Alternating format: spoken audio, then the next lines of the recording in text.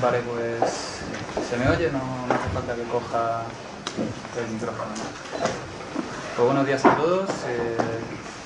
Estamos aquí porque la asociación Megalófonos, que bueno, ya sabéis que es una asociación que está pues un poco moviéndose en todo lo que se refiere al ámbito del arte y lo que pueda ser pues o que tenga que ver con la filosofía del arte o la estética, pues ha organizado un ciclo sobre filosofía y música.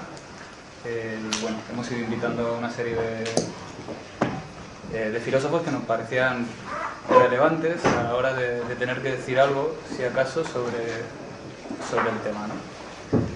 Pues uno de ellos es el profesor Felipe Martínez Marzoa y bueno, básicamente la justificación es que a raíz de lecturas en libros como por ejemplo extractos de Platón y muy especialmente en el Decir griego, pues nos surgen una serie de cuestiones en torno a Grecia y en torno a qué pueda ser eso que a lo mejor quizás mal denominamos, refiriéndonos a ello, música en Grecia, poesía en Grecia, teatro, género literario, ¿no?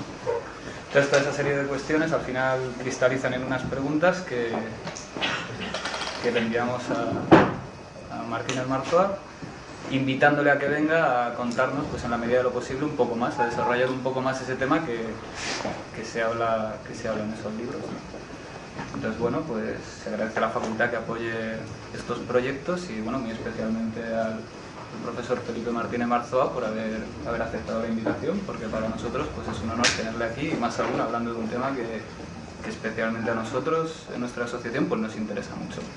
Así que nada más. Bueno, tengo dos palabras. Simplemente dar mi agradecimiento a la asociación Megalófonos por las actividades que viene realizando, por esta actividad.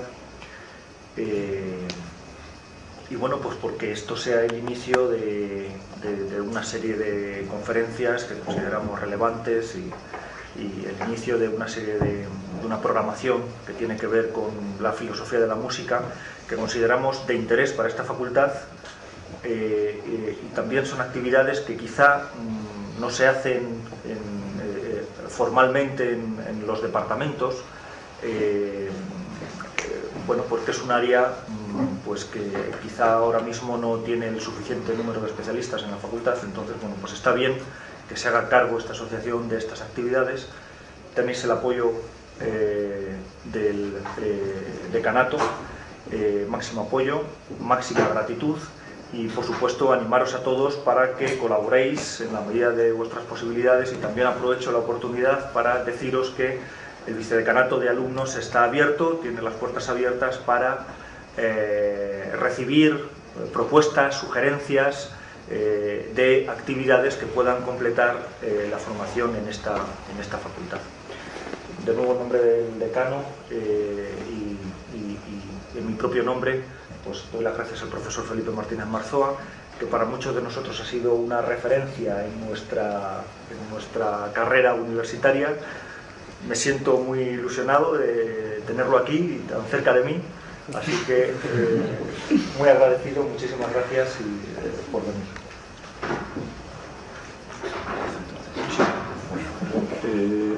¿Utilizo el micro o no utilizo el micro? ¿Sí? Bueno. Funciona. Vamos a ver. ¿Se me oye? Sí. Bueno.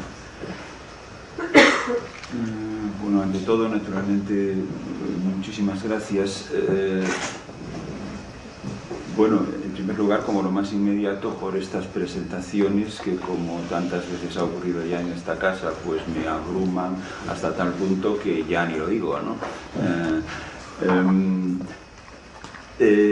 Lo más inmediato eso, pero quizá lo más profundo, pues por esta invitación que he recibido, no solamente por el hecho mismo de la invitación, sino por el carácter manifiestamente docto, manifiestamente enterado, manifiestamente con atención a la cosa misma y de fondo que la invitación ha tenido.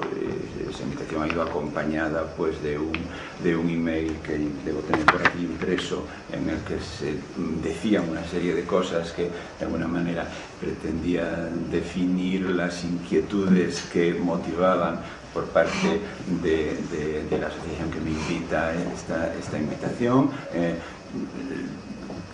Parece evidente que no vamos a poder hablar de todas esas preocupaciones, puesto que tendríamos que estar muchos días hablando, pero de todas formas intentaré decir cosas que sean relevantes para todas y cada una de esas preocupaciones, aunque no sea refiriéndome expresamente a todas y cada una, ¿no?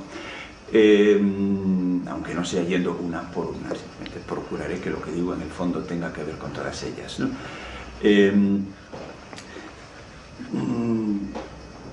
Bueno, he de empezar diciendo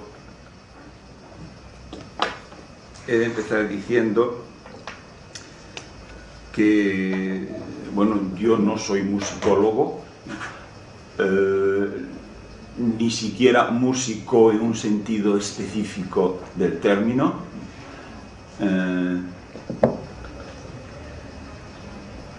Mi ocupación con las materias en relación con las cuales se me ha invitado aquí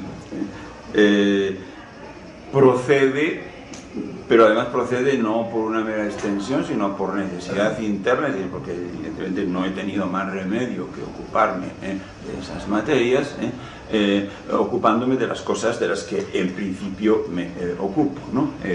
Uno es conducido necesariamente a otros territorios, ¿no? Concretamente, en mi caso, llego a ocuparme de estas problemáticas de las que voy a tratar y por las cuales he invitado aquí. Llego a ocuparme de eso pues a partir de algo que por una parte es la lingüística y por otra parte es la hermenéutica. La hermenéutica en especial, en mi caso y en relación con esta problemática, ejercida, no solo la hermenéutica, también la lingüística, ejercidas ambas, por lo tanto, en especial en el campo de la interpretación de textos griegos antiguos, no exclusivamente de textos griegos antiguos, pero sí de manera especial, más en especial en relación con aquellas facetas de esos textos y de otros parecidos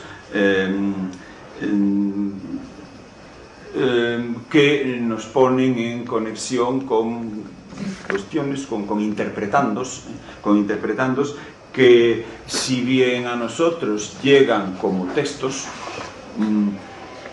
es decir, como secuencias de palabras, frases, oraciones analizables desde el punto como de curso lingüístico, si bien a nosotros llegan como de curso lingüístico, sin embargo, no nos es posible entenderlos en manera alguna sin asumir que en su propio territorio histórico no eran meras secuencias lingüísticas, o incluso que en ese propio territorio histórico no había todavía ese fenómeno del mero texto, de la secuencia lingüística, del texto plano, etc., ¿no? En ocasiones, pues para interpretar algunas cosas que sí que interpretamos todos muy a menudo, no se puede olvidar este aspecto, y por eso pues algunos nos hemos visto obligados a tratar este tipo de cuestiones, incluso sin ser ni musicólogos ni músicos en un sentido específico. Por otra parte, por los términos en los que se ha producido la invitación que me ha traído aquí, tengo que asumir que esa invitación tiene que ver con el hecho de que estén ahí a la vista algunas cosas que yo he escrito y publicado, y que con razón los autores de la invitación han relacionado con las cuestiones que a ellos les preocupan. Me encuentro pues en la situación relativamente frecuente de que, por una parte, no se trata ni de repetir lo que ya he dicho antes o lo que ya he escrito y publicado antes, ni de repetirlo como si fuese pura y simplemente nuevo, ni tampoco evidentemente de darlo por conocido. Ambas cosas serían igualmente incorrectas la una que la otra, pero al mismo tiempo se me concederá que el espacio que queda disponible entre la una y la otra es relativamente estrecho y a veces de delimitación imprecisa, ¿no? Y por lo tanto pues puedo tener algún que otro fallo en esa delimitación, ¿no? Entonces, empiezo ya entrando en materia por la siguiente constatación muy sencillita.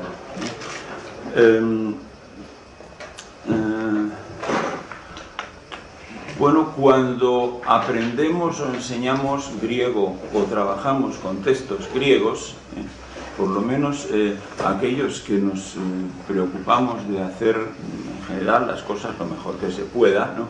O lo mejor que podamos nosotros, digamos, pronunciamos esos textos de una determinada manera, no de cualquier manera, sino de una determinada manera.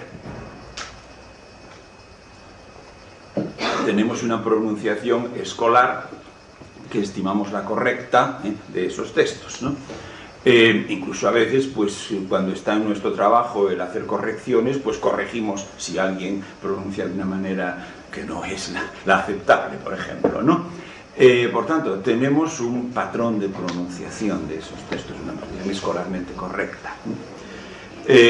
Incluso, no solamente corregimos según ese patrón, y por lo tanto lo consideramos válido, sino que además incluso defendemos ese patrón que empleamos. Yo por lo menos sí lo defiendo y veo con alegría que otros también, ¿no?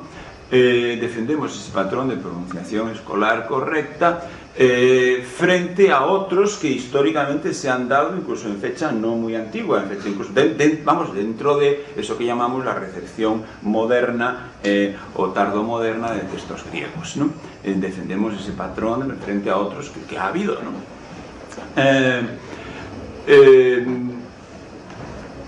Y tenemos buenas razones para ello, buenas razones que evidentemente no son el pronunciar como pronunciaría Pericles, ¿no? Dentro de un rato me referiré a eso, no son eso, pero que sin embargo sí que son unas ventajas reales que esa manera de pronunciar tiene sobre otras posibles y que en relación con el estudio de textos griegos, ¿no? A ese modo de pronunciación, que es el que consideramos escolarmente correcto hoy en día de manera ampliamente mayoritaria, los que nos ocupamos de estas cosas, muy frecuentemente en cualquier libro de gramática elemental, escolar, se le llama pronunciación erasmiana, ¿no? Se le llama así, ¿no? Incluso contraponiéndola pues, a otros modos de pronunciación que se han producido a lo largo de la historia moderna, incluso a modos de pronunciar que alguien utiliza hoy en día y que a lo mejor pues tienen su sentido para otras cosas que también se escriben con caracteres griegos, pero que no son ni Platón, ni Sófocles, ni Esquilo, ¿no? Ni la misma lengua que Platón, Sófocles y Esquilo, desde el punto de vista estructural al menos, ¿no? Le llamamos pronunciación erasmiana y sin embargo, y aquí es donde quería encontrar un punto que me sirve para empezar, ¿no?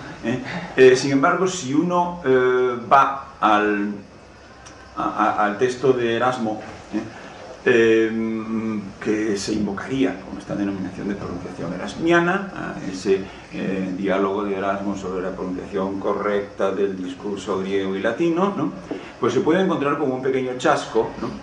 En el sentido de que lo que allí hace Erasmo no es en absoluto plantear cómo se debe pronunciar, o sea, un patrón de pronunciación en la práctica de los textos griegos antiguos, no es plantear un patrón de pronunciación. Por otra parte, sabemos que eso que Erasmo allí dice, polemizando con el modo de pronunciar habitual en su tiempo,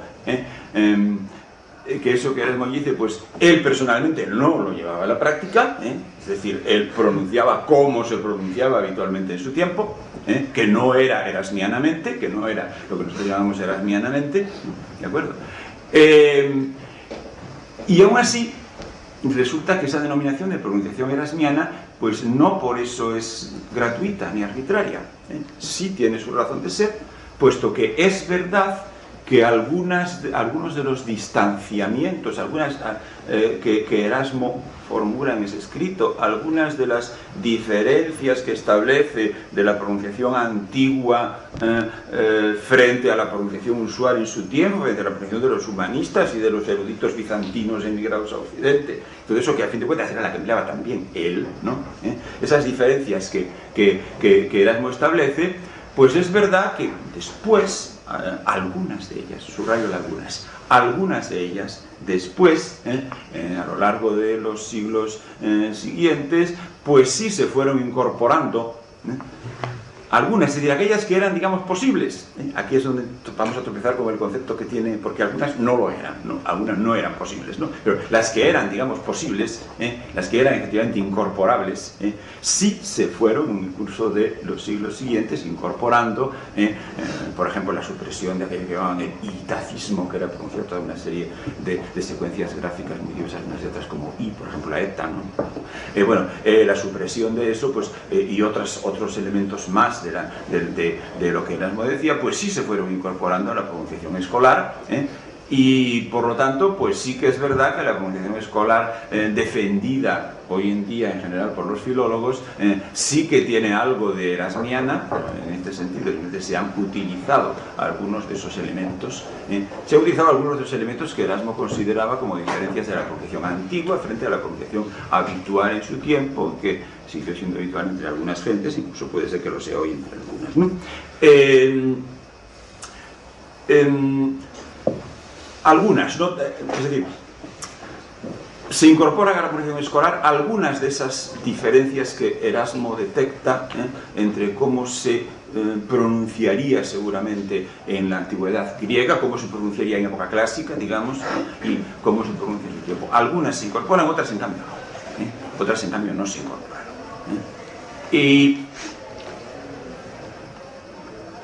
no se incorporaron, a pesar de que el motivo de incorporar las que se incorporaron era precisamente tratar de diferenciar lo que se diferenciaba en época antigua, ¿no? O sea, tratar, por tanto, de algo que de alguna manera es un mayor reconocimiento de la pronunciación antigua. Sin embargo, ¿por qué otras diferencias de la pronunciación antigua detectadas ya por Erasmo, sin embargo, no fueron incorporadas? No fueron incorporadas. Bueno, evidentemente porque esas diferencias de la pronunciación antigua, pues por así decir, en principio no son superables. En principio no son superables. Es decir, hay diferencias que no son de carácter técnico, o sea, no es simplemente saber cómo pronunciaban, entrenarse un poco y ponerse a pronunciar así, no. Hay distancias de un tipo distinto. Hay distancias que lo son entre mundos históricos, por decirlo de alguna manera. Hay distancias que lo son entre mundos históricos y que sin embargo se reflejan incluso pues, en algo a primera vista tan común y tan universal como es la emisión de voz. O sea, hay efectivamente diferencias ya detectadas por Erasmo, ¿no? Porque se puede detectar razonando a partir de lo que los textos dicen, incluso razonando a partir de la propia estructura lingüística, y que sin embargo nadie se ha propuesto nunca incorporar a la pronunciación, ni siquiera la de los filólogos de hoy en día, ¿no? Distancias, digamos, no técnicas, por lo tanto. Bueno, esto no ocurre solamente con el griego antiguo, claro. Sobra decir, es una tautología, que todas las lenguas con respecto a las cuales ocurre esto, el griego antiguo es simplemente un ejemplo especialmente importante y especialmente ilustre para nosotros, todas las lenguas con respecto a las cuales ocurre esto son eso que llamamos lenguas de corpus, evidentemente, es decir, lenguas en las cuales ya no cabe esperar o ya no es previsible que que se produzcan nuevas secuencias, ¿no? Sino que hay las que hay y ahí están y tenemos esas, y lo más que puede ocurrir es que en algún momento descubramos debajo de las arenas del desierto o algo así nuevas copias de secuencias que hasta ese momento no conocíamos, pero que son de hace los mismos siglos que las demás, ¿no? Pero lo que ya no hay es producción de discurso en esa lengua, ¿no? ¿De acuerdo? Por eso decimos que el material es un corpus, por eso decimos lengua de corpus, ¿no? ¿De acuerdo? El material es un corpus, ¿no? Es decir, lo que no tenemos enfrente, en el estudio de esas lenguas, lo que no tenemos enfrente es como suelen decir los lingüistas, la intuición de un hablante nativo, ¿no? O sea, un hablante nativo al que podamos, digamos, encuestar, sonsacar, poner en brete, saber cómo dice esto, cómo dice aquello, ¿no? Eso no lo tenemos, solamente tenemos el corpus, ¿no? Bueno, es verdad que podríamos en principio detectar, o es verdad o es relativa verdad, como voy a decir, que podríamos en principio detectar en el estudio de esas lenguas de corpus, naturalmente, cuidado, no todo lo que sea una lengua de corpus está en esta situación de que haya diferencias no salvables, ¿no? Lo que también puede ser que algo haya quedado reducido a la condición de lengua de corpus por razones accidentales, es decir, simplemente porque se extinguió la comunidad de hablantes y nada más, ¿no? ¿De acuerdo? Pero sí ocurre en cambio lo recíproco, que claro, todo aquello en lo que las diferencias son eso que he llamado hace un momento, diferencias no técnicas, distancias entre mundos históricos, todo eso sí es siempre en una lengua de corpus, ¿no?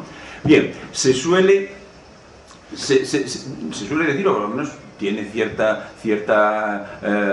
raciocinio, que esta miseria, en el sentido de ausencia de cierto tipo de recursos que tenemos al estudiar una lengua de corpus, pudiera estar en parte compensada por el hecho de que esa situación de que nos las hemos con un corpus, ¿no? Y no con un hablante al que podamos encuestar, ¿no?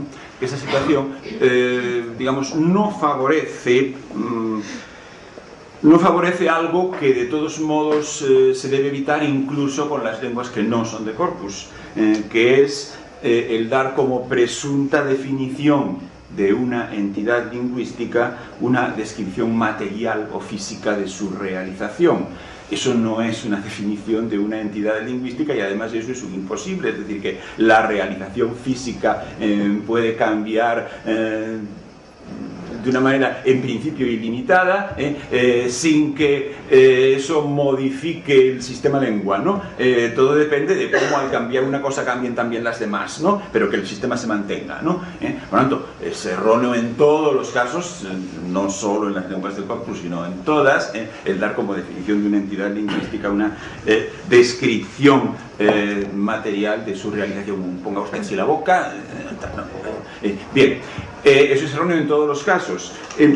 Las entidades lingüísticas no son, por principio, entidades físicas, materiales, reales en el sentido inmediato de esta expresión, y de esto ya se ha hablado mucho, no hace falta añadir nada especial en esta intervención, ¿no? No son entidades reales, físicas, materiales, por lo tanto, su descripción tiene que ver, su definición lingüística tiene que ver no con una descripción de su realización material, sino con relaciones dentro del propio sistema lengua, ¿no?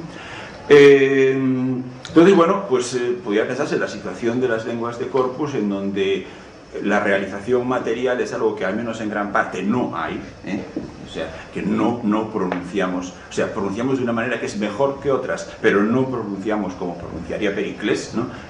Ni tendría sentido que nos propusiésemos tal cosa, ni lo conseguiríamos, ¿no? Parece ser, puede pensarse que esa situación de las lenguas de corpus, digamos, favorece el evitar este error de tomar una descripción de la realización material como si fuese una definición de la entidad lingüística, pero esto no es del todo exacto. A veces resulta que precisamente el que el que nunca pronunciemos como pronunciaba Pericles, pues nos lleva justamente a centrarnos en la pesquisa policial de cómo pronunciaría Pericles, ¿no? O de cómo pronunciaría Heráclito, y a poner eso en el lugar de la descripción, de la definición de la entidad lingüística, cuando no, eso no es la definición de la entidad lingüística, ¿no? Bueno, por ejemplo, y naturalmente el ejemplo no es casual, está introducida la teoría general en gran parte para subrayar la importancia del ejemplo para lo que vamos a ver a continuación. Por ejemplo, cuando decimos, bueno, pues en griego o en otras partes, ¿no? Pues hay vocales largas y vocales breves, pongamos por caso, ¿no? Que es una de las cosas que, al menos tal como es en griego, o tal como, de una manera que responda a la definición estructural que podemos dar para el griego, efectivamente no la realizamos en absoluto, la sabemos, cuidado, y tenemos que saberla. Si no la sabemos, no podemos entender un texto griego, Eso forma parte de la lengua, sin embargo, lo que es evidente es que eso no lo ejecutamos, Ni siquiera cuando leemos griego en voz alta, y lo hacemos bien, es decir, lo hacemos de la manera que un filólogo actual puede exigir, ¿no? Entonces, digamos, hay vocales largas y vocales breves, entonces sí, puede producirse una cierta tendencia a tomar esto tal como físicamente suena, ¿no? Vocales largas y breves, pues eso parece que tiene que ver con una cosa que es lo que dura la emisión de voz, ¿no? Es una entidad física, ¿no? Entonces, pues si es I o es I, ¿no? Incluso, pues se le llama cantidad en lingüística, ¿no? Se le llama cantidad. Lo cual, pues, si bien es una denominación en principio correcta, si se la define bien, puesto que a fin de cuentas es un término técnico, y los términos técnicos tienen el valor que se les da al definirlos, ¿no? Sin embargo, puede, digamos, añadir leña al fuego, en el sentido de que cantidad suena a algo cuantitativo, y por lo tanto a algo que puede ser tanto 1 como 1,37, como 2,41, como 0,27, por lo tanto no, o sea, una magnitud física, por lo tanto algo del tipo de una magnitud física, ¿no? Bueno, entonces, claro, si es una cosa, si fuese eso, pues decir, bueno, vocales largas y vocales breves las hay por parte de cualquiera que habla en cualquier lengua, ¿no? O sea, eso es simplemente una trivialidad. Tiene que haber algo más que eso para que la cosa sea interesante. Es más, incluso el hecho de que esporádicamente, en el caso de un fonema determinado, o de 3, o de 4, o de 5, o de 7 fonemas de una lengua, eso de larga o breve, pueda incluso ser una entidad lingüística, es decir, pueda no ser simplemente una magnitud física, sino tener entidad lingüística, que pueda haber una definición lingüística de ello, digamos, algo así como que efectivamente dos secuencias lingüísticas diferentes, como eso que llamamos significados diferentes, pues puedan diferenciarse solamente en que en una hay I, donde la otra hay I, ¿no? Incluso si es solamente eso, eso pues sucede también en más de una lengua moderna, incluso en más de una de las más conocidas y de las que seguramente hablan muchos de los presentes, ¿no? Cuando hablamos de largas y breves, del sistema de sílabas largas y sílabas breves, y de eso que se llama técnicamente la cantidad, hablando del griego antiguo, y por supuesto no solo del griego antiguo, pero nos vamos a centrar en el griego antiguo, estamos hablando de otra cosa, que va mucho más allá de eso. Estamos hablando de que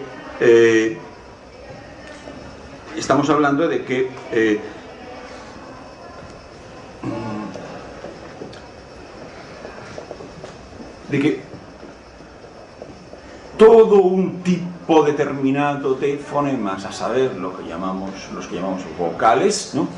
Todo un tipo determinado de fonemas, los que llamamos vocales, y no voy a entrar ahora ni en cuál es la definición lingüística, no física, de vocal, ni siquiera en si la palabra vocal es la más acertada desde el punto de vista de la teoría lingüística, eso se discutiría en otro contexto. Simplemente asumo que todos asumimos que hay un tipo de fonemas que se llaman vocales en una, digamos, bipartición del sistema de los fonemas de una lengua, ¿no?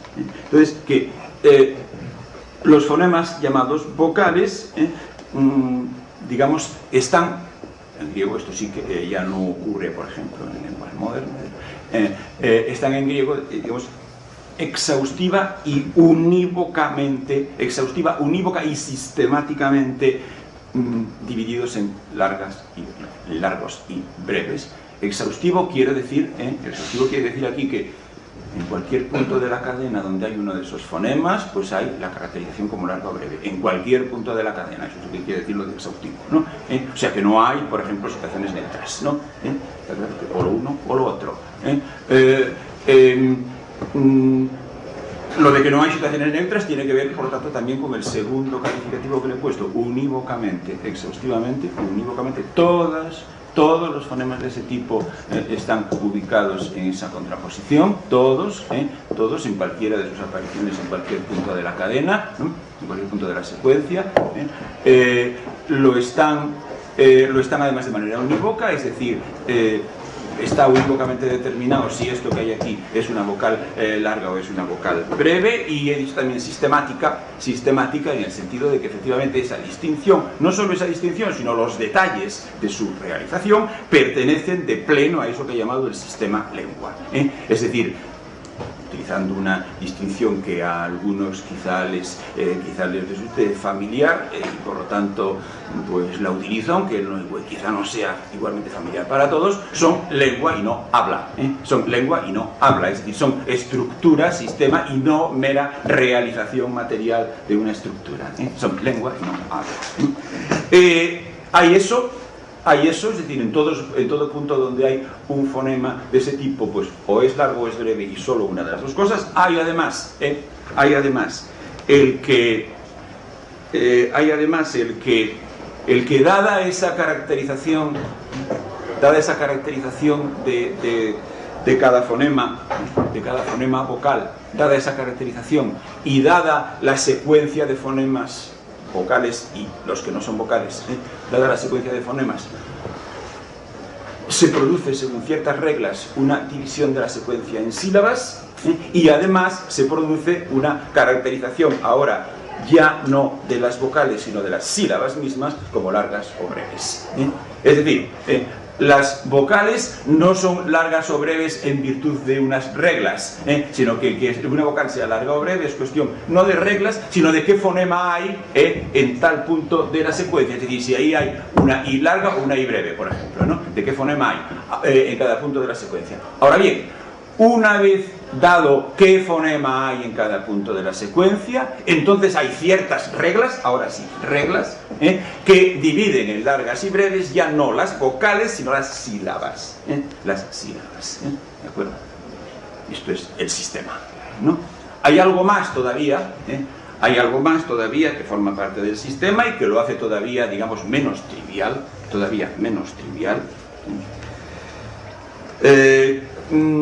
que es lo siguiente, que es precisamente lo que más claramente diferencia respecto de esa interpretación física que formulé al principio en términos de consiguiente más larga o más breve, que decir que dura más la emisión de voz o que dura menos, ¿no? Incluso se le llama cantidad, que dice que suena cuantitativo, y cuantitativo quiere decir pues que puede ser más o puede ser menos, e incluso entre esto y un más pues hay un intermedio, por tanto puede ser 1, 1,01, 1,0001, 1,24 y 0,97, ¿no? Frente a eso, ocurre en el sistema de la lengua griega antigua que esa relación breve-largo justamente no se comporta como nada cuantitativo, es decir, como nada de lo cual pueda haber un más y un menos, digamos, variable de manera cuantitativa. No, se comporta precisamente como la relación 1-2, como la relación unidad-dualidad, como la relación unidad-dualidad, es decir, como algo, de cierto modo, casi la negación misma de lo cuantitativo, ¿no? Porque es simplemente la mónada y la díada, vamos, así de claro, ¿no? Eso es justamente la noción misma de lo cualitativo, la contraposición de esto a aquello, y punto, no hay intermedios, no hay intermedios, tanto nada de cuantitativo. La palabra cantidad como término técnico vale, pero si pretendemos tomarla como descripción física, estamos perdidos, ¿no? Entonces, se comporta como relación 1-2, Cualquiera que haya estudiado griego sabrá a qué me estoy refiriendo con esto de que se comportan como la relación 1-2. Sabrá, por ejemplo, pues que a efectos de ciertos fenómenos lingüísticos del griego antiguo, que lo que comporta, que lo que significan es una cierta ubicación de cierta marca en algún lugar de la secuencia, pues allí donde hay una vocal breve hay solamente una ubicación posible, mientras que allí donde hay una vocal larga hay dos ubicaciones posibles, ¿no? O sea, pensad en eso que se llama comúnmente el acento, ¿no? En que si el acento eso de las dos ubicaciones posibles es lo que designamos con la contraposición entre poner una tilde de acento agudo y poner una tilde de acento circunflejo, ¿no? ¿De acuerdo? Bien, etcétera, ¿no? O sea, allí donde hay una larga hay dos ubicaciones, allí donde hay una breve hay una sola ubicación, ¿no? Igualmente, pues cuando por cualquier razón del sistema de la lengua se produce una fusión de dos vocales, el resultado es siempre una larga. Entonces siempre una larga, que además es simplemente una, o sea, no hay de 3, de 4, de 5 y de 6, no, una larga de 2, ¿no? Una larga de 2, ¿no? O sea que hay solamente 1 y 2, solamente 1 y 2. Bien. Bueno, es evidente que este sistema pues, forma parte de aquellas cosas que en gran medida pues Erasmo llegó a conocer, pero que evidentemente nadie pretendió, ni Erasmo ni después, ni los que pronunciamos el griego, entre comillas, erasmianamente, pretendemos pues incorporar esta sistemática a nuestra ejecución, ¿no? Lo cual nos impide oír muchas cosas que sin embargo estudiamos, y que además es importantísimo estudiarlas para entender el texto, pero lo que no hacemos es oírlas, ¿no? Bien. Nos introduce, por lo tanto, esto en el tema crucial para toda esta cuestión de la que estamos hablando, en el tema de la lectura de un texto griego, quizá no solo griego, pero por de pronto griego porque es de lo que estamos hablando, como al mismo tiempo reconocimiento de elementos perdidos, y reconocimiento de elementos que, por decir, nos damos cuenta de que los hay, que incluso los sabemos, pero que digamos los sabemos en el sentido del reconocimiento de una ausencia, ¿no? Reconocimiento de elementos perdidos por dos tipos de razones. Los elementos se pueden haber perdido por dos tipos de razones. Dos tipos de razones que ambos tipos de razones tienen que ver con eso a lo que me referí en el primer minuto de mi intervención de la génesis, y génesis quiere decir no lo hubo siempre, ¿no? De la génesis, de eso que llamamos el texto como la mera secuencia lingüística, es decir, el texto plano, la secuencia de fonemas, o si queréis la secuencia de frases, oraciones, la secuencia estudiable por la gramática, ¿no? El origen de eso que llamamos el texto en sentido restrictivo, ¿no? En sentido de mero texto, no de lo que significa la palabra latina textus, de la que no vamos a hablar ahora, ¿no? Sino del decurso meramente lingüístico, el texto mero, digamos, ¿no? El origen de eso. Hemos empezado diciendo, bueno, es que eso no lo ha habido siempre. Eso probablemente lo hay a partir del final de lo que llamamos la Grecia clásica. A partir del final, sobre todo no en la Grecia clásica. Bueno, los dos tipos, las dos razones de pérdida de elementos a los que me refería, tienen que ver con esto, o sea, con el paso, con el tránsito a la suposición de una secuencia meramente lingüística, a la cual otros elementos, otros aspectos se añadirían, pero exactamente eso, como añadidos, ¿no? Digamos, como el libreto y la partitura, ¿no? O algo así, ¿no? Como la letra y la música, ¿no? Algo parecido, algo de ese tipo, ¿no? Bien. Efectivamente, esto motiva dos tipos de pérdidas de elementos que de entrada había, ¿no? Y que ya es significativo que esas pérdidas aun cuando sean pérdidas materiales, se hayan producido precisamente a partir de inmediatamente después del final de la época clásica griega, es decir, se hayan producido a lo largo de la transmisión helenística, a lo largo de la transmisión helenística de los textos griegos. Dos tipos de pérdidas, decíamos, por una parte la pura y simple pérdida material.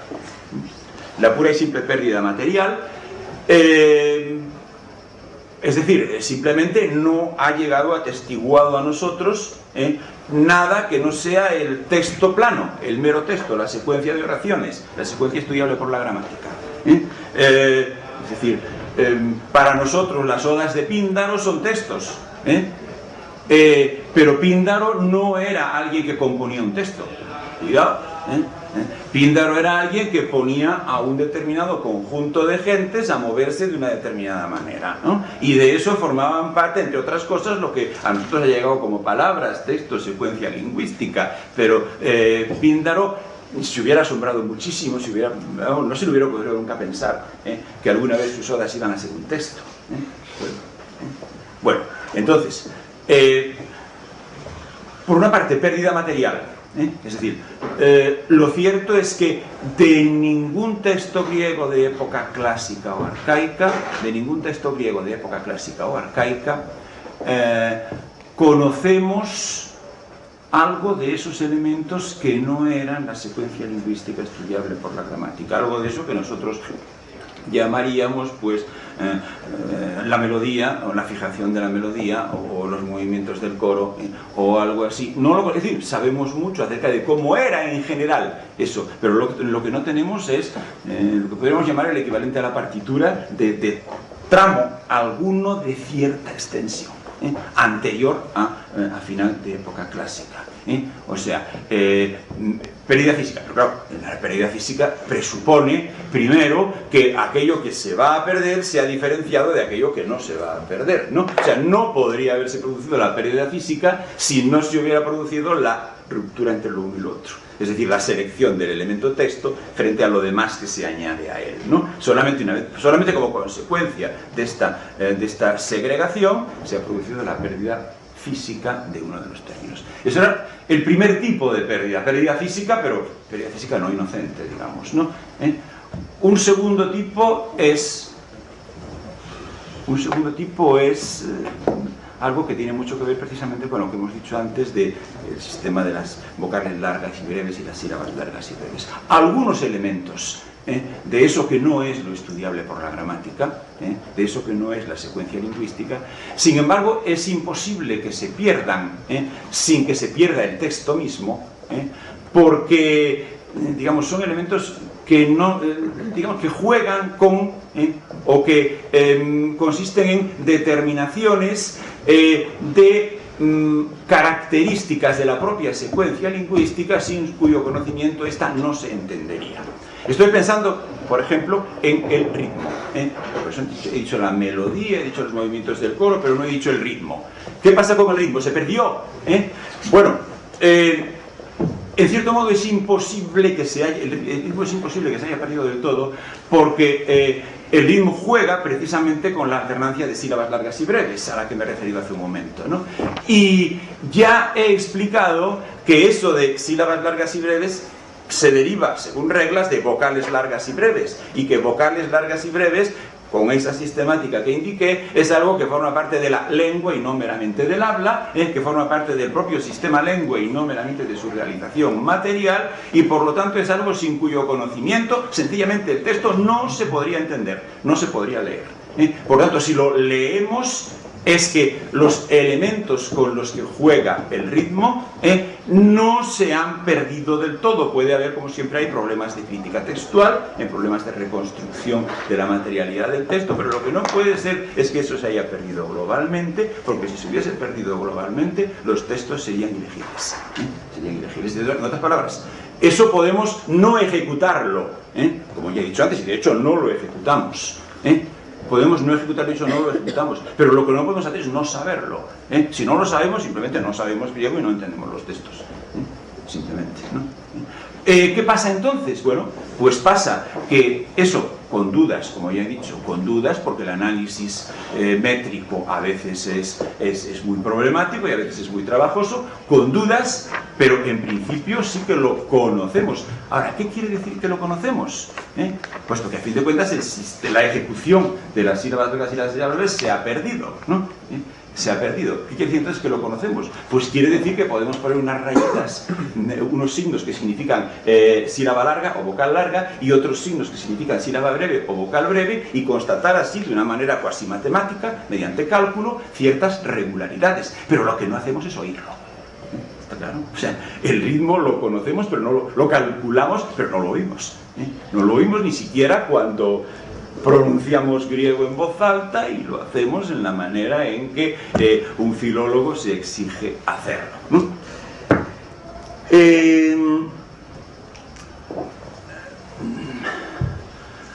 Para mayor claridad de este tema de, bueno, qué es lo que, si en algún momento no se me oye porque me aparto del micro, por favor llamadme la atención, pero si no hace falta el micro para que se me oiga, entonces para insistir en este punto de lo que se ha perdido y de la importancia que lo que se ha perdido tiene para ciertas problemáticas y del carácter además no superable, es decir, no puenteable de la pérdida, o sea, eso de reconocimiento de una diferencia que sin embargo, reconocimiento de una distancia que sin embargo el hecho de reconocerla no nos pone del otro lado ni nos permite superarla. Para insistir en esto puede ser útil recordar, y además es un tema que evidentemente interesaba mucho a las personas que me invitaron aquí porque estaba reiteradamente tratado en aquel email que me mandaron, ¿no? Podemos recordar algún rasgo de los intentos que se han venido produciendo a lo largo de la historia de Occidente y en particular del Occidente moderno, los intentos de alguna manera reproducir, imitar, o como le queráis llamar a eso, traducir el ritmo de textos griegos, ¿no?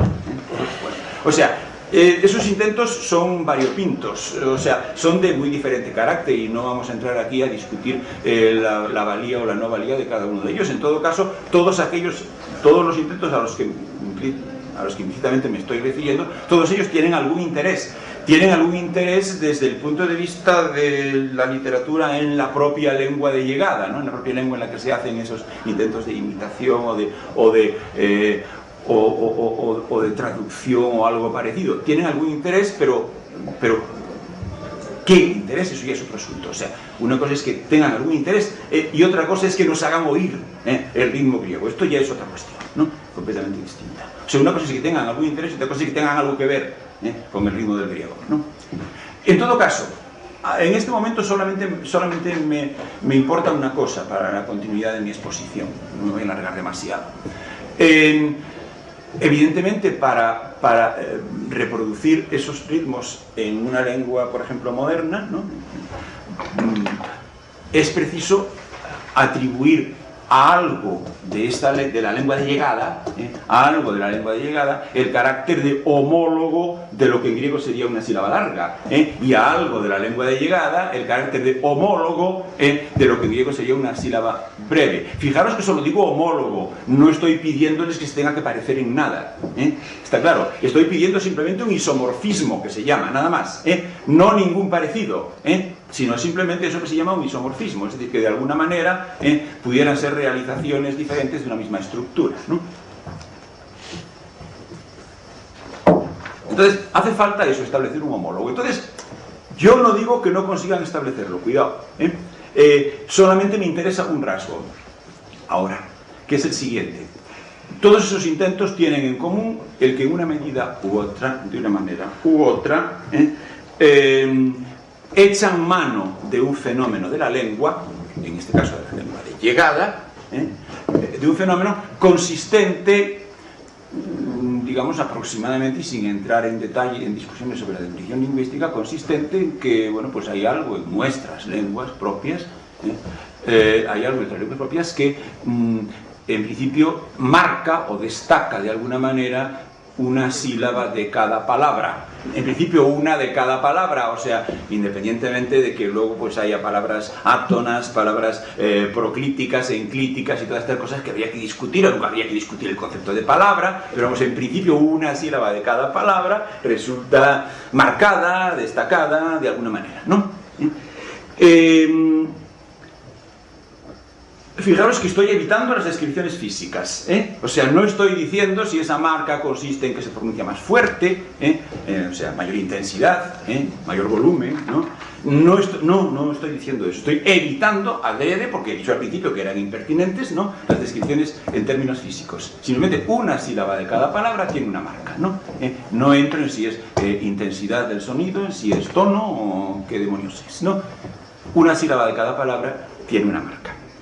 Pues bien, vamos a ver, en griego antiguo también hay eso, como sabe cualquiera que haya estudiado griego, también hay eso, de que con las mismas matizaciones, habría que discutir el concepto de palabra, habría que ver qué quiere decir, por ejemplo, palabra átona, palabra enclítica, palabra proclítica, etcétera, pero bueno, en principio es algo parecido, parecido solamente en este punto, una sílaba de cada palabra,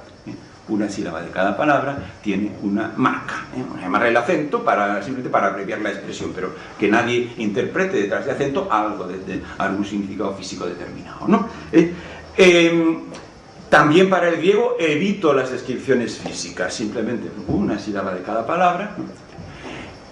Ahora bien, por mucho que evitemos las descripciones físicas, y desde luego las evito al 100%, lo que no podemos dejar de constatar es lo siguiente.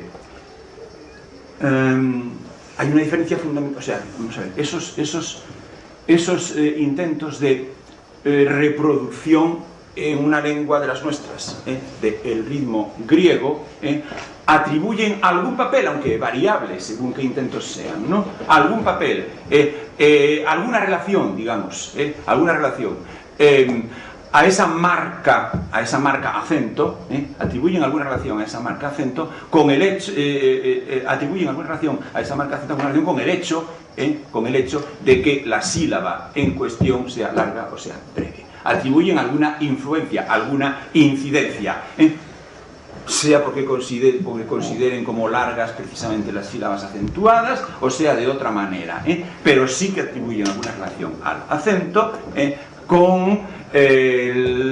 con la cantidad, en el sentido ese técnico, ¿no?, de la sílaba acentuada. Es decir, en otras palabras, que en la determinación de qué es lo que consideramos como homólogo de una sílaba larga y qué es lo que consideramos como homólogo de una sílaba breve en la lengua de llegada de la traducción, en la determinación de eso entra, siempre desempeña algún papel, siempre, el dónde va el acento, ¿no?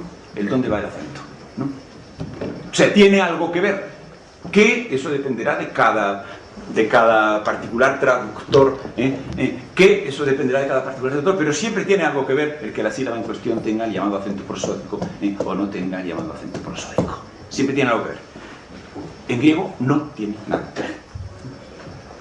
O sea, esto parece que no favorece mucho la pretensión de isomorfismo en el que hablábamos antes, ¿no? O sea, en griego no tiene nada que ver, pero además no tiene nada que ver, por algo que es incluso previo a que no tenga nada que ver con la determinación del ritmo. O sea, en griego el acento, que lo hay, no interviene para nada en la determinación del ritmo. Es rítmicamente irrelevante, por así decirlo.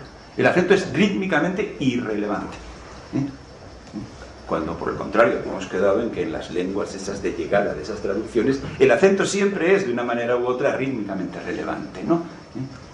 En griego el acento es rítmicamente irrelevante, pero es rítmicamente irrelevante por la sencilla razón de que no existe ninguna ley en griego, o sea, no existe ningún elemento estructural de la lengua que haga ni más fácil ni más difícil que el acento vaya en una sílaba larga o vaya en una sílaba breve. O sea, el ritmo del griego juega con lo de sílabas largas y sílabas breves y no hay ninguna razón estructural en griego para que sea ni siquiera más probable que el acento vaya en una sílaba larga que vaya en una breve, o que vaya en una breve que vaya en una larga, ¿no? Ni siquiera más probable. Consecuencia, el acento no desempeña ningún papel en el ritmo, ¿no? Mientras que en las productos esos de traducción, pues uno u otro, pero siempre desempeñan un papel. Por otro lado, sigo diciendo que, o sea, fijaros que no he dicho ni una palabra que dé una descripción física de en qué consiste esa marca acento de una sílaba en las lenguas modernas y en qué consiste la marca acento en griego. No he dicho nada, por ejemplo, y no lo voy a decir porque no lo digo, no lo defiendo, no he dicho nada, por ejemplo, de eso de acento de intensidad y acento musical o acento de tono, ¿no? No he dicho nada, ni lo digo, ¿no? Pero, bueno, lo que hay es una diferencia cuya definición física me tiene sin cuidado, pero que es una diferencia estructural, ¿no?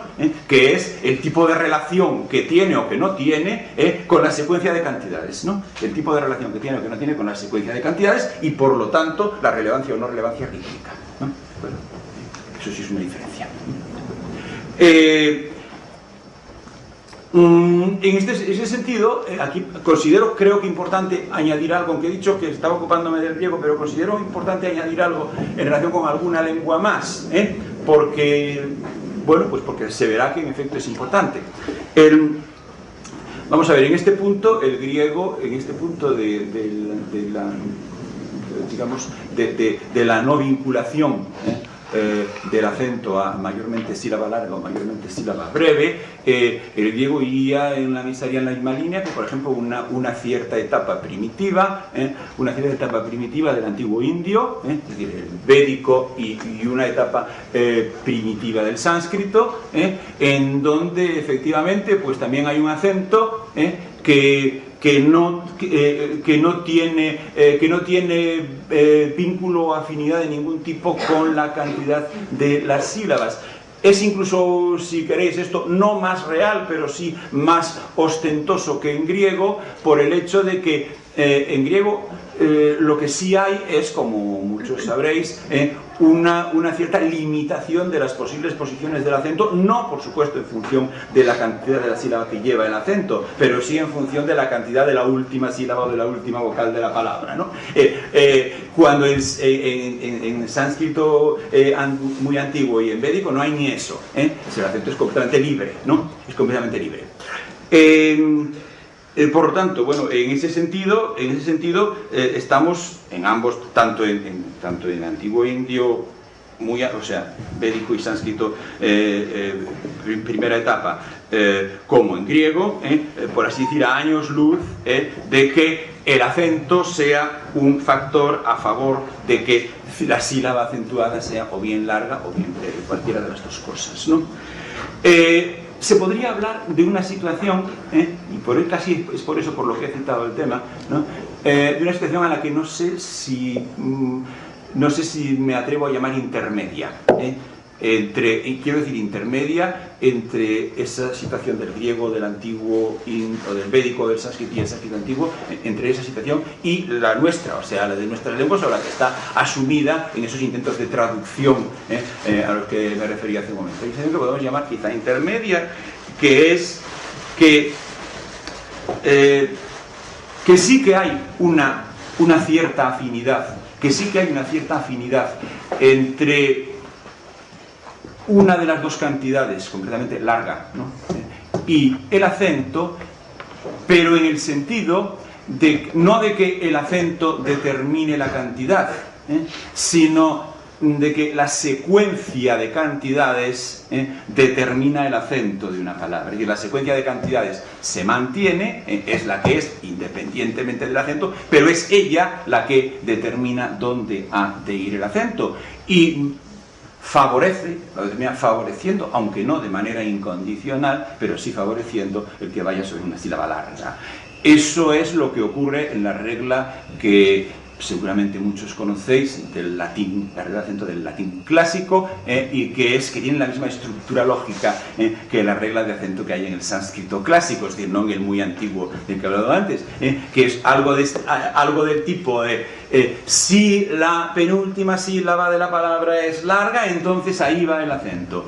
En cambio, si la penúltima es breve, entonces lo que sigue es entonces ya es diferente en latín que en sánscrito, pero en todo caso la estructura lógica es decir, va en la penúltima si esta es larga, y solo si la penúltima es breve, entonces se desplaza más atrás, etcétera, ¿no? una situación que,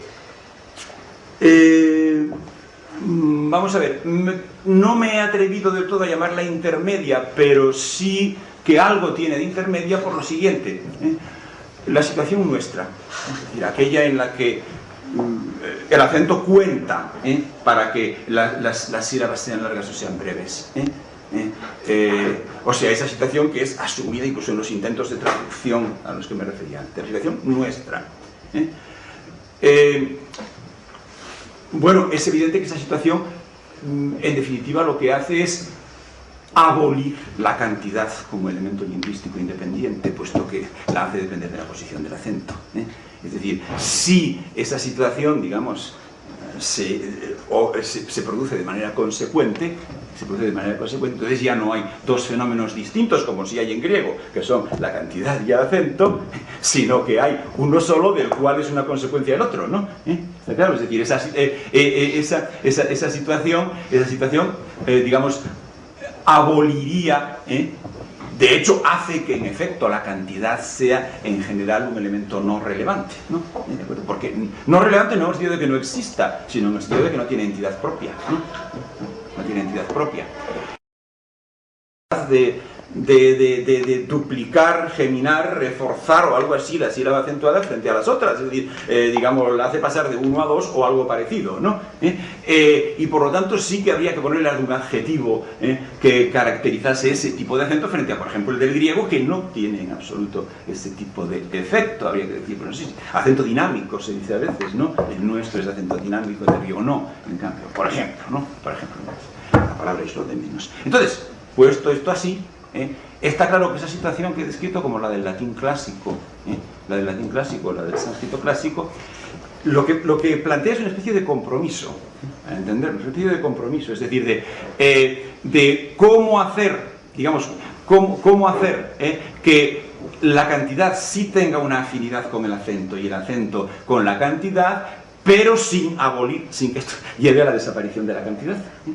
¿Cómo hacer esto? Es decir, lo hace, pues bueno, haciendo depender el acento de la cantidad, pero además no de una manera incondicional, sino según una regla que tiene cierta complejidad. Por tanto, por eso le he llamado casi situación intermedia, situación de compromiso, situación de compromiso. O sea, digamos, acento dinámico, pero menos, o mesuradamente dinámico, vamos a decirlo así, ¿no? Mesuradamente dinámico, controladamente dinámico, ¿no? O algo de ese tipo, ¿no? O sea,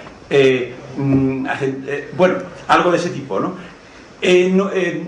Fijaros que esto ocurre, y concierta con lo que acabo de decir, el hecho de que esto ocurra en lenguas, como las que he citado, que están constituidas incluso internamente por una especie de pretensión de clasicidad. Es decir, no es solamente, he dicho latín clásico y sánscrito clásico, bueno, también se habla a veces de griego clásico, pero el griego clásico es clásico visto desde después, no es en sí mismo, no está constituido en sí mismo por una pretensión de mantener un modelo, no es internamente clásico, mientras que tanto el latín clásico como el sánscrito clásico sí.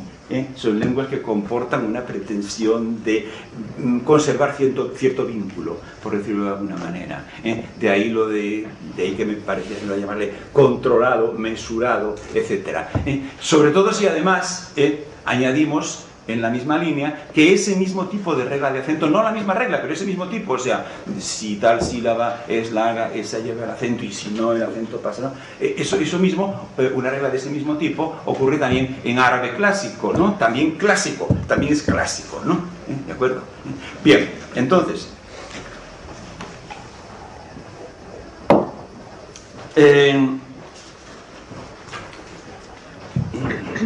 bueno,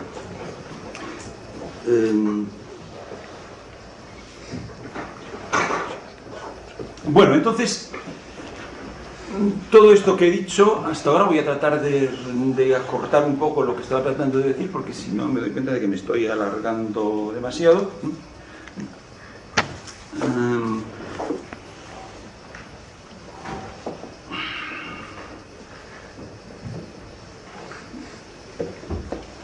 Sí.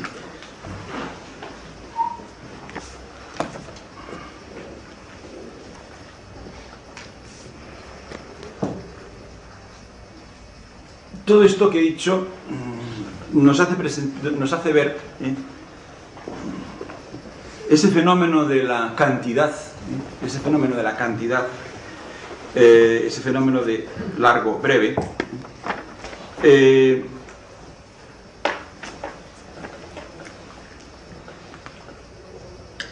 como un testigo especialmente notable, ¿no?, de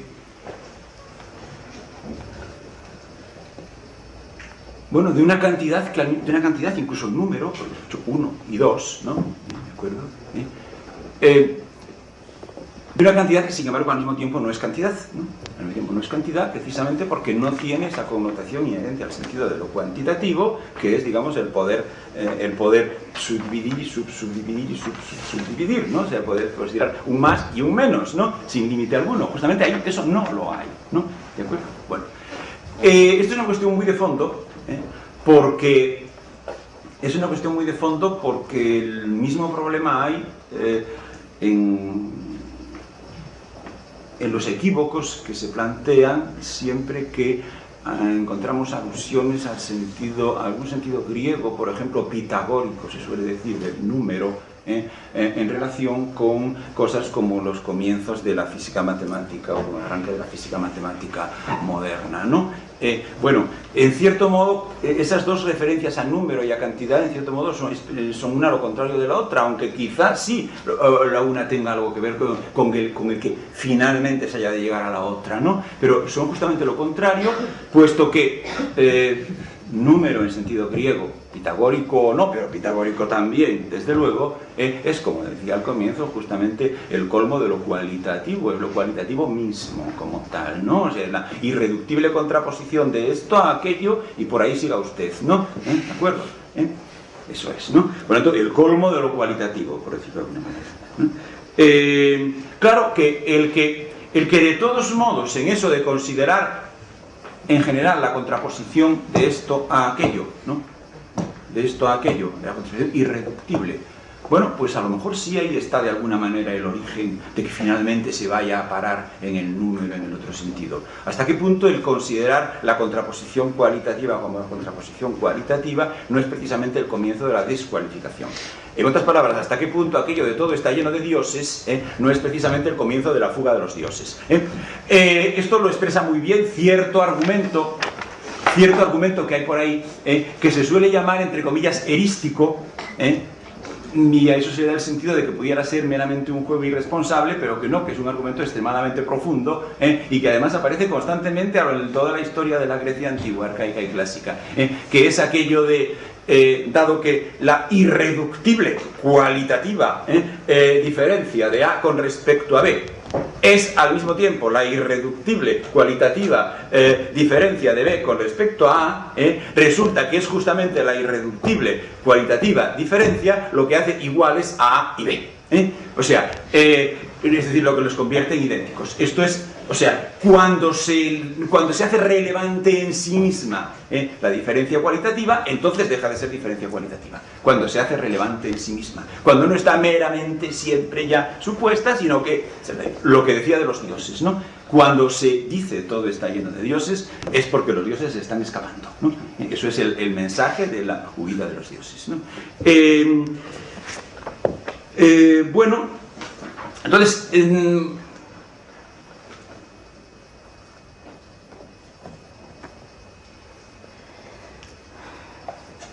hemos citado como un particular testimonio de ese carácter en principio irreductiblemente cualitativo, pero que vaya usted a saber lo que de ahí puede salir,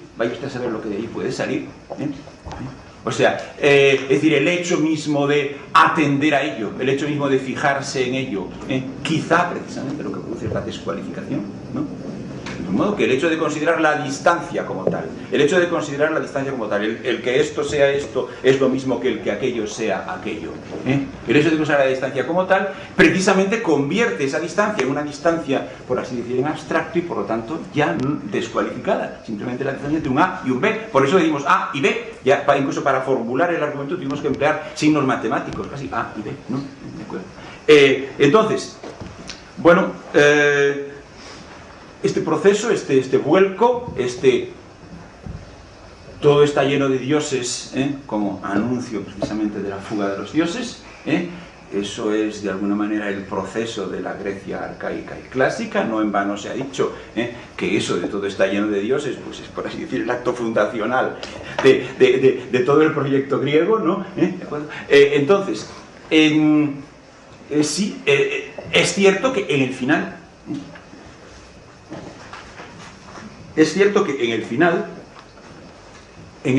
de ese proyecto, pues sí que habrá ya,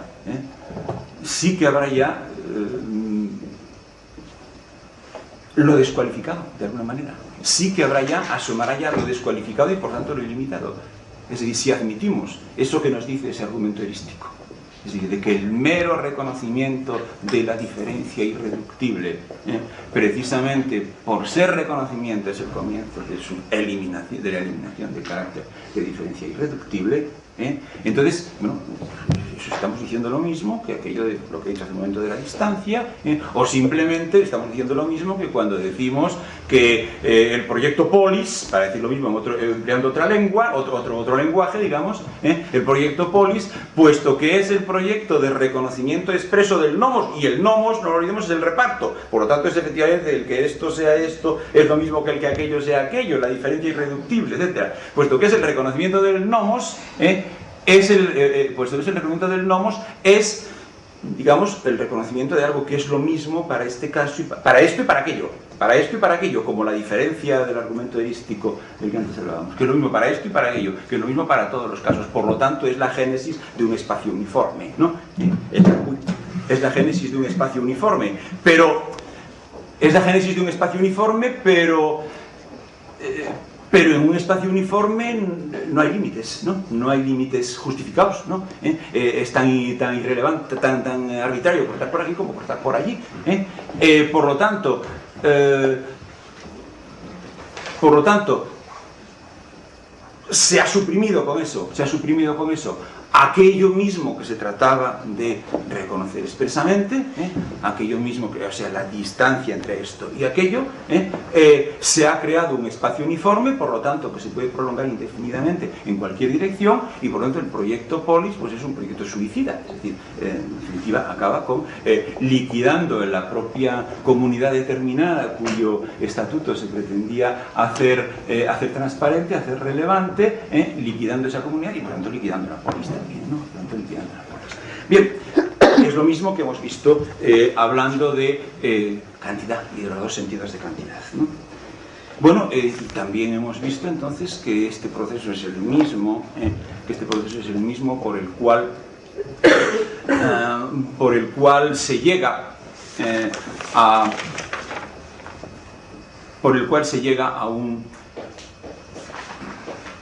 a un concepto del decir como secuencia lingüística, un concepto del decir como secuencia lingüística, al cual se le pueden añadir o no añadir esos otros elementos que luego aparecen como otros elementos y que son la melodía, el movimiento, etcétera, etcétera, ¿no? Evidentemente, o sea, es porque se trata de que este mismo proceso que hemos formulado diciendo la contraposición, la irreductibilidad, justamente por el hecho de que se hace patente, ya no es irreductibilidad, puesto que de alguna manera iguala a A con B, eso mismo es también lo que podemos formular diciendo, vamos a ver, a fin de cuentas, tanto en el caso del proyecto Polis como en el caso de considerar la distancia en sí misma, el que esto sea esto como lo mismo que el que aquello sea aquello, de lo que se trata es simplemente de alguna manera tematizar, hacer patente, hacer manifiesto lo que siempre ya está dándose por supuesto tanto en el reconocimiento de A como en el reconocimiento de B, pero que en sí mismo no aflora, no emerge, no se tematiza, no se hace relevante. Cuando se hace relevante revienta por el mecanismo que he dicho, ¿no? Bueno, pues eso mismo es también lo que ocurre cuando lo que en principio signifique la palabra decir, lo que en principio significa la palabra decir, que no podrá ser todavía la secuencia lingüística. Efectivamente, no es la secuencia lingüística, como se desprende del hecho de que las palabras para decir, pues no son palabras que en principio signifiquen decir, ¿no? Son palabras que significan legein y logos, pues lo que significan es ese juntar que es a la vez separar, que es ni más ni menos que lo que acabo de invocar hace un momento, también bajo el nombre de nomos, al decir lo de que el que esto sea esto es lo mismo que el que aquello sea aquello, ¿no? Y incluso, bueno, eso que el que esto sea esto es lo mismo que el que aquello sea aquello, ahí lo que está en juego no es ninguna esfera específica del decir, sino que es el esto y el aquello, es decir, el ser mismo de las cosas, ¿no? El ser mismo de las cosas. El hecho de que yo digo, en un sentido en el que a lo mejor aquella piedra no dice, no debe interpretarse alegando que es que el decir es una operación mía, una operación de cierto sujeto, y no en cambio de otro tipo de entidad que es por ejemplo la piedra, ¿no? Sino simplemente el que yo, por ser el tipo de ente que soy, tengo con ese que esto sea esto como idéntico con aquello sea aquello, un tipo de relación que la piedra probablemente no tiene, o sea, que no es el mismo que tiene la piedra y que se expresa mediante esa fórmula gramatical de hacer de yo el sujeto del verbo decir y no el sujeto gramatical del verbo decir y no de la piedra, ¿no? Bien, entonces, eso que he dicho de hacer manifiesto lo que siempre ya estaba supuesto, de atender a la diferencia cualitativa misma, no al A y al B, sino a que el que A sea A es lo mismo que el que B sea B, puede también formularse como, bueno, la pretensión de hacer relevante,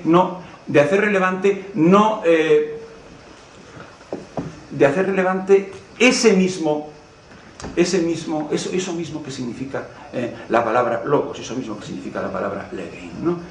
Por lo tanto, la pretensión de un decir, si es que mantenemos la traducción de legein por decir, de un decir, en el cual lo importante, lo relevante es el decir mismo como tal, de un decir que sería relevante en su condición de decir, no por el hecho de que diga esto o aquello, sino en la condición misma de decir, ¿no? Un decir en el cual lo relevante es el decir mismo como tal, un decir relevante en su misma condición de decir, ¿no?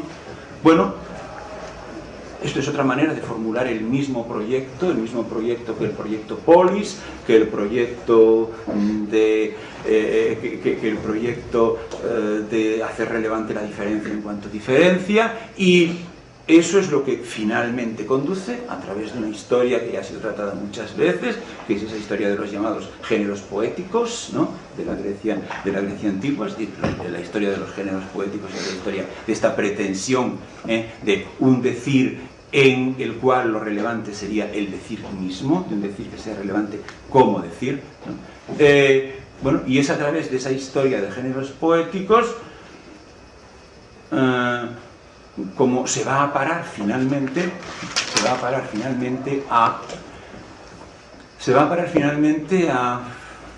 por primera vez a la noción de un decir plano, eso que llamaban un decir mero, De entrada lo contrapuesto al decir relevante, de entrada hay que decir a lo largo de la Grecia arcaica y clásica, lo contrapuesto al decir relevante, lo contrapuesto al decir de los géneros poéticos, no es lo que podríamos llamar la prosa, ¿no?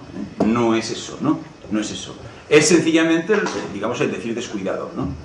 Nada más. O sea, el decir irrelevante, el decir trivial y descuidado. La prosa, o las prosas, o las diversas cosas que llamamos prosa, forman parte de la propia historia de los géneros poéticos y se generarán en un momento determinado, ¿no? En un momento determinado de esa propia historia. ¿Qué lugar desempeñan en esa historia Heródoto y Tucídides, por ejemplo? ¿Qué lugar desempeña Platón? ¿Qué lugar desempeña Platón en esa historia?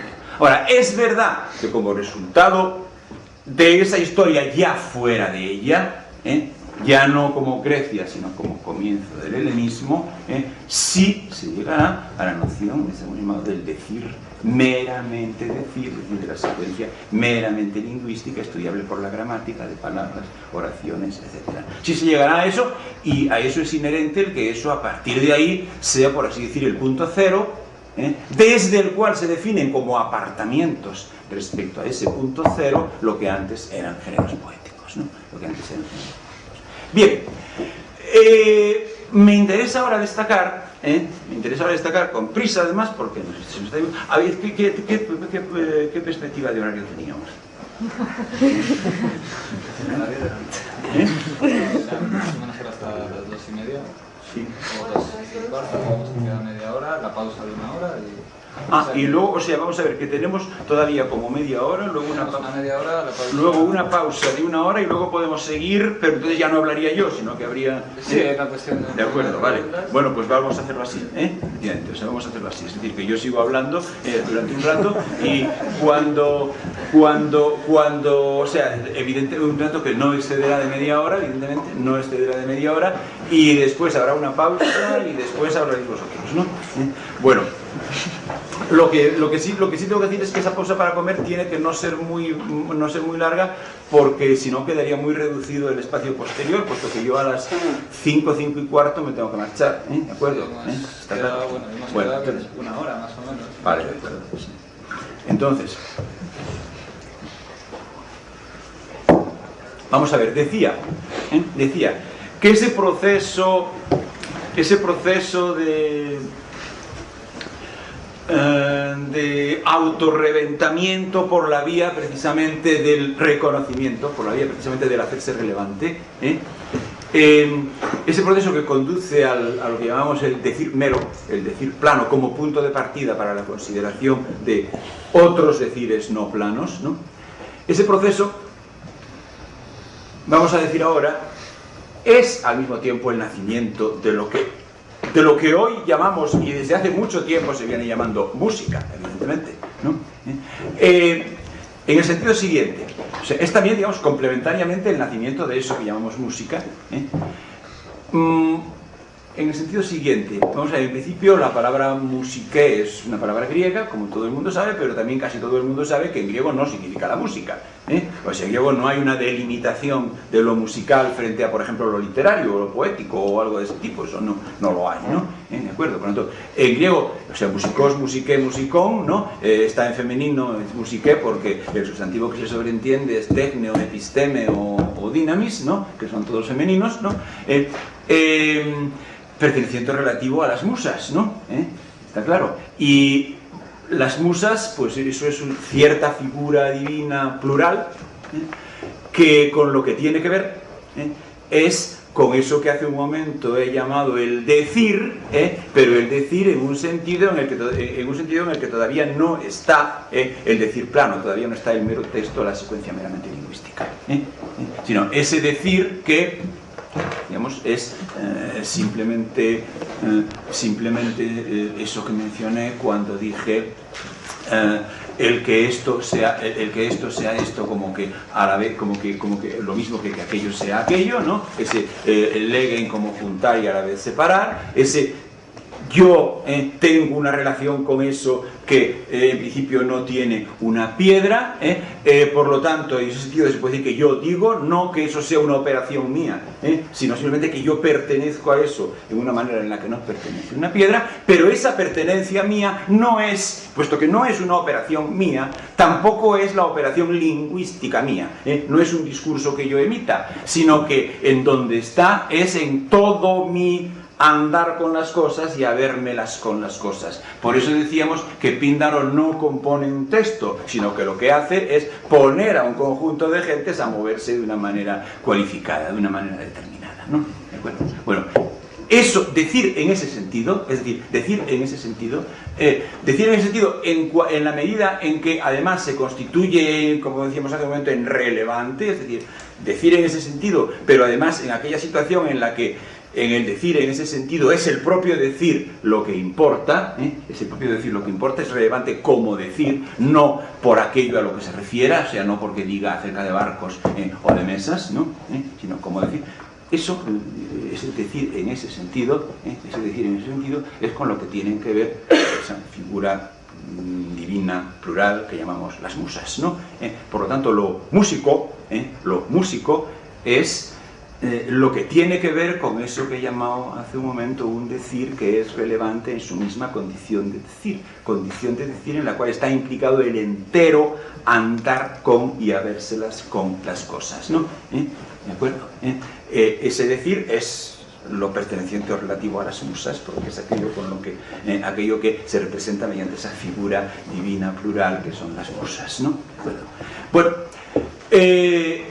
por tanto, aquí no hay, aquí no hay la distinción, por ejemplo, entre eso y lo que nosotros llamamos literatura, es decir, Píndaro es un músico, pero no solo porque además fuese él quien fijase la melodía de sus odas, sino que lo es por todo, ¿no? ¿De acuerdo? Simplemente porque es un dicente relevante, ¿no? Porque es un dicente que produce un decir en el cual lo importante está en la misma condición de decir, ¿no? Bueno, bien. Hasta ahí la palabra música no, digamos, no preludia en absoluto lo que esa palabra significa de específico para nosotros. Ahora, es evidente que eso específico que significa la palabra música para nosotros es una consecuencia justamente de la génesis de eso que llamamos el decir plano, será la secuencia meramente lingüística, puesto que al segregarse ese nivel del decir plano, del mero decir, de la secuencia puramente lingüística, se produce también el concepto de lo otro, es decir, de lo que queda fuera, de lo que queda fuera de ese decir plano, de esa secuencia meramente lingüística. Y eso que queda fuera es lo que a partir de ahora se llamará en sentido específico música, ¿no? ¿De acuerdo? Lo cual, pues efectivamente, es todo eso que de entonces para acá se viene llamando en sentido específico música, con tendencia evidentemente a centrarse en un aspecto muy determinado, que es que en efecto es el que más claramente está asociado con y a la vez separado de el decir plano, el decir mero, ¿no? Que es precisamente el juego de los tonos y las armonías, ¿no? El juego de los tonos, porque decíamos el ritmo no se separa tanto, ¿no? El ritmo no es del todo separable, ¿no? El ritmo sigue habiéndolo de alguna manera, incluso en lo que ahora se llamará la poesía, ¿no? Y por otro lado, pues el movimiento, la danza, etcétera, es susceptible en cambio de una separación mucho mayor, ¿no? Mientras que lo central, lo que está en la posición base, es justamente el juego de los tonos y las armonías, ¿no? Bueno, es justamente el juego de los tonos y las armonías. Bien.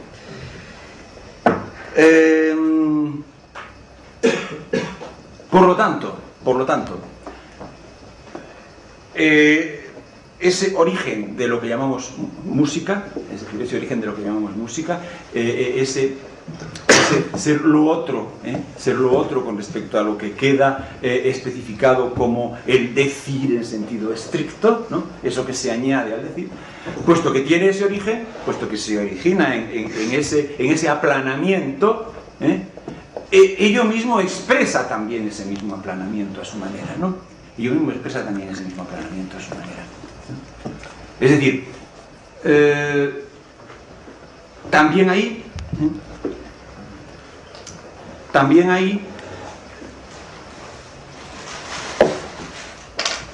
tenemos el reconocimiento de la distancia,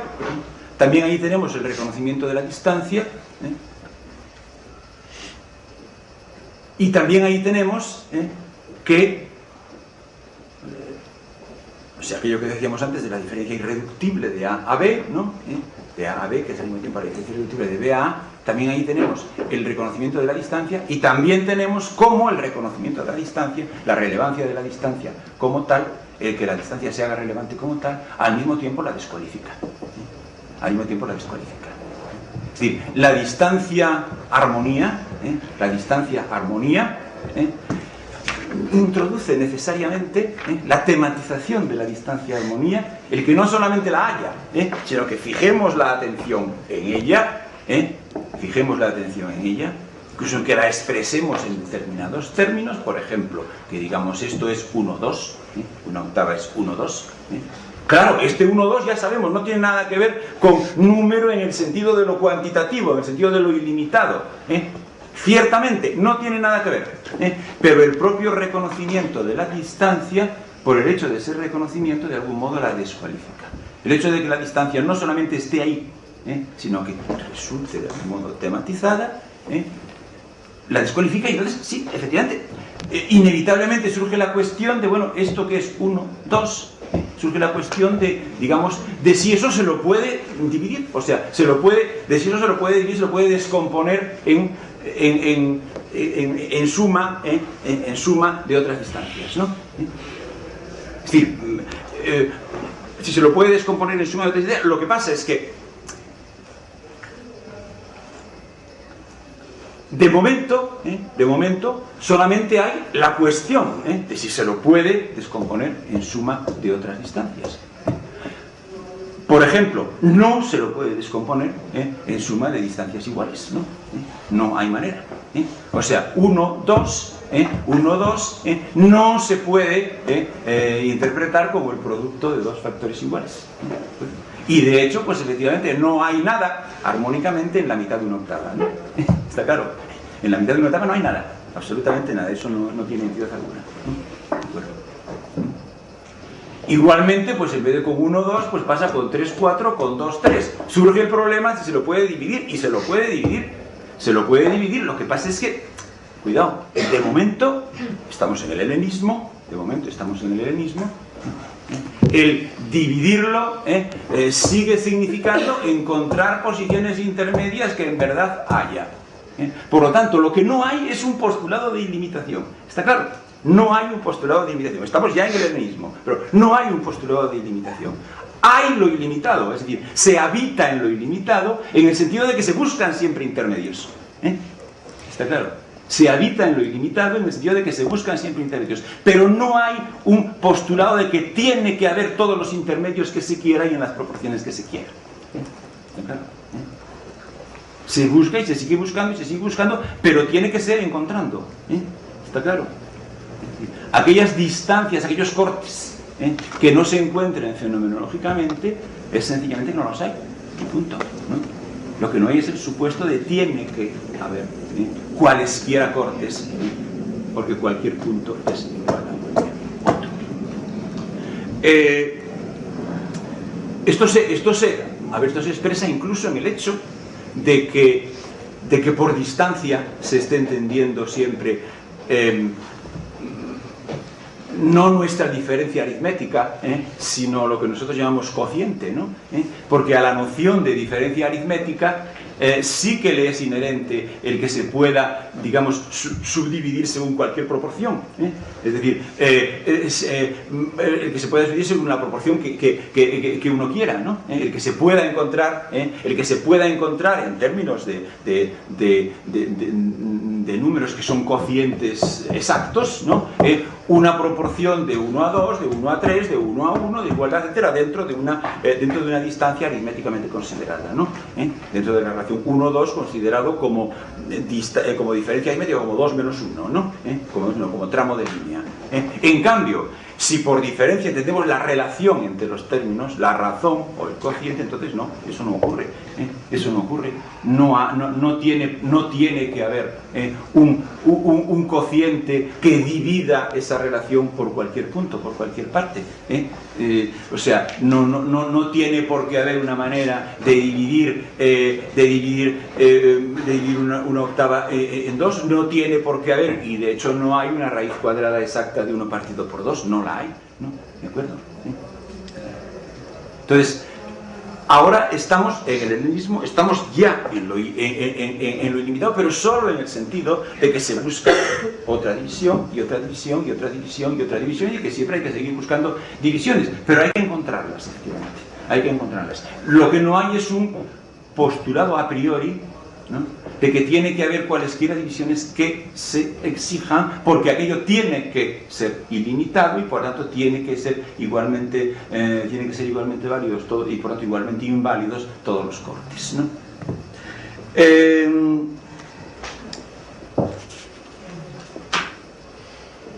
Es algo muy parecido a lo que ocurre, estamos en el helenismo, con la invención de eso que llamamos el mito o la mitología, ¿no? También ahí lo que pasa es que diferentes historias, diferentes decires procedentes de antes, de la Grecia clásica o arcaica, pues, digamos, se tienen que hacer compatibles unos con otros y tienen que juntar en un mismo tejido narrativo, ¿no? O sea, eso que eran diferentes decires, pues pasan a formar una especie de corpus global coherente de historias, que es lo que vamos a llamar el mito, ¿no? Bueno, pues también por lo que se refiere a las secuencias mediante las cuales se han producido armonías, ¿no? Esas secuencias, pues, repito, sigue sin haber un postulado de indiferencia de por dónde se corta, sigue sin haber un postulado de ilimitación, pero sí que es verdad que se han de seguir buscando nuevas divisiones y subdivisiones. Entonces, de alguna manera, esas secuencias se las puede manejar de modo que todas ellas pasen a formar parte de algo así como forma parte de una misma escala, o de un mismo mapa, o de un mismo lo que queráis, ¿no? Pero de un mismo esquema, Es decir, una sola escala, y según donde te sitúes, por donde empieces, pues te saldrá una secuencia u otra secuencia de una serie de secuencias que antes eran independientes unas de otras, ¿no?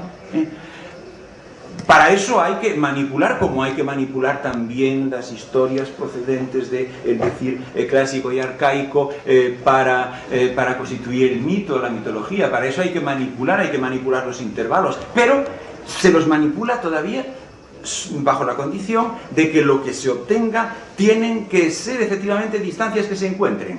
No pueden ser divisiones arbitrarias, ¿no? Sino que tienen que ser distancias que efectivamente sean armónicamente algo. O sea, que no puede ser, por ejemplo, la mitad de una octava, ¿no? Porque eso no lo hay, ¿no? Tiene que ser algo que efectivamente haya, ¿no? Tiene que ser algo que efectivamente haya, ¿no? Dicho en términos matemáticos, tiene que ser algo que efectivamente sea un cociente de números naturales, ¿no? ¿De acuerdo? Se manipula para poder meterlo todo en una misma escala, pero se manipula bajo esta condición de que de todas formas lo que salga tienen que ser armonías efectivamente válidas, ¿no?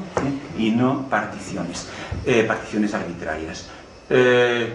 La manipulación, como seguramente algunos sabréis, pues consiste fundamentalmente en traducir, digamos, en trasladar o traspasar a eso que se llama el género diatónico, ¿no? Y que de ahí para adelante, o sea, visto desde nosotros, pasa a ser lo obvio, ¿no? Pasa a ser lo obvio, de lo cual serían matizaciones los otros modos de secuencia, ¿no? Cuando de hecho, el género diatónico en su origen es ya una, digamos, manipulación de una manipulación. Es decir, sí, es el tercer... Es una manipulación no arbitraria, pero es una manipulación de una manipulación. Es decir, que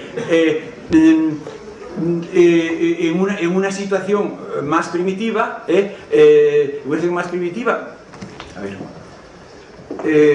el género diatónico es una manipulación de algo que se llamaría cromático, y la palabra cromático ya de suyo significa manipulación, puesto que croma significa matización, ¿no? Hoy en día, en la manera de hablar de los músicos de hoy en día, se suele considerar que lo cromático es una matización de lo diatónico, pero no es así, es al revés. O sea, históricamente fue al revés. Es decir, lo diatónico surgió por una, digamos, relativa nivelación o relativa igualación, o por lo menos disminución de la diferencia de unos con respecto a otros de los intervalos de lo cromático. Pero es que lo cromático ya a su vez sí que era efectivamente una matización, solo que evidentemente no de lo diatónico, que es posterior, sino de lo que se llamaría simplemente la armonía pura y simple, la armonía más inmediata, y que por eso se llamaba simplemente lo enarmónico, palabra que en griego quiere decir simplemente que está en orden, que está en armonía, ¿no? No deja de ser significativo que esa palabra enarmónico, en cambio, en la terminología musical muy posterior, haya pasado a significar notas que tienen diferente denominación, pero que sin embargo son lo mismo en la práctica, ¿no? ¿Por qué se le llama enarmónico a eso? Bueno, pues porque efectivamente la situación primitiva, la situación básica, la situación de partida de esa manipulación al pasar de Grecia al helenismo, es una situación en la que efectivamente hay en una zona, en una determinada zona, notas que están, por así decir, muy juntitas, o sea que están pegaditas entre sí, o sea, hay una zona densa. Digamos, hay tres notas que están muy juntitas y luego una cuarta que está muy separada. Un tetracordio, llamado enarmónico, pero enarmónico no quiere decir eso que significaría según la terminología de los músicos de hoy, sino que enarmónico quiere decir simplemente que está en armonía, nada más. Quiere decir eso. Y eso eran tres notas muy juntas y una cuarta que estaba muy separada.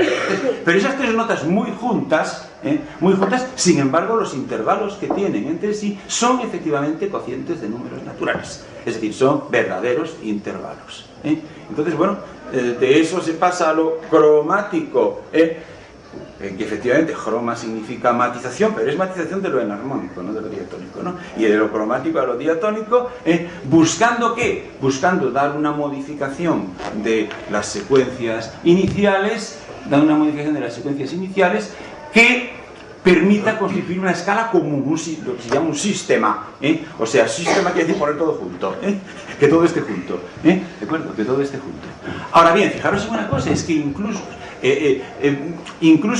el resultado, o sea, el género diatónico, pues es un resultado que maneja intervalos que son efectivas armonías, es decir, no son divisiones hechas haciendo raíces, ¿no? ¿De acuerdo? Sino que son efectivamente cocientes de números naturales, ¿no? Cocientes de números naturales. Por tanto, todavía no hay un postulado de ilimitación, todavía no hay un poder cortar por cualquier parte, sino que hay buscar distancias que permitan, o sea, traducir las diversas armonías que había, manipulándolas un poco a distancias que permitan incluir todas esas armonías en un mismo modelo. Pero tienen que ser distancias que sean armónicamente válidas, tienen que ser cocientes de números naturales, no pueden ser simplemente cortar, dividir esto en n partes, ¿no? Bien. ¿Qué pasa en cambio? Y ahora sí que ya voy a terminar, ¿no? ¿Qué pasa en cambio? Voy a terminar, aunque sea por derribo, ¿no? Vamos a ver. ¿Qué pasa en cambio cuando finalmente sí se va a parar en un postulado de ilimitación? ¿Qué pasa en el momento en que ya no es solamente que uno esté en lo ilimitado? No es solamente que uno esté en lo ilimitado, lo cual le conduce efectivamente a buscar nuevas divisiones, y otras nuevas divisiones, y otras nuevas divisiones, pero divisiones que efectivamente haya, divisiones fenomenológicas. ¿Qué pasa cuando ya no es esto? Sino que lo que hay es un postulado de ilimitación en el sentido de que tiene que poder cortarse por cualquier parte.